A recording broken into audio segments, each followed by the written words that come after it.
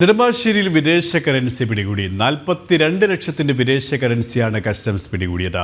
ഇടപ്പള്ളി സ്വദേശി വിജയകുമാർ പിടിയിലായി. മാഗസിനുകൾക്കുള്ളിൽ ഒളിപ്പിച്ചാണ് കറൻസി കടത്തിയത്. ഇവരുമായി സുധീഷ് ഗോപാൽ ചേരുകയാണ്. സുധീഷ്, വിദേശ കറൻസിയാണ് 42 ലക്ഷത്തിന്റെ വിദേശ കറൻസിയാണ് പിടികൂടിയത്. മറ്റു വിവരങ്ങൾ എന്തൊക്കെയാണ്?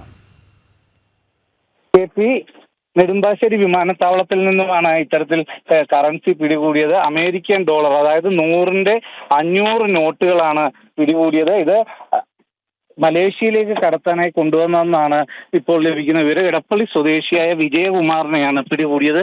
മാഗസിനുകളുടെ ഓരോ പേജുകൾക്കിടയിലും ഇത് ഒളിപ്പിച്ചു വെച്ചാണ് കടത്താൻ ശ്രമിച്ചത്. രഹസ്യ വിവരത്തിന്റെ അടിസ്ഥാനത്തിൽ നടത്തിയ പരിശോധനയിലാണ് കണ്ടെത്തിയത്. 42 ലക്ഷം രൂപ വിലമതിക്കുന്ന അമേരിക്കൻ ഡോളറാണ് പിടികൂടിയിട്ടുള്ളത്.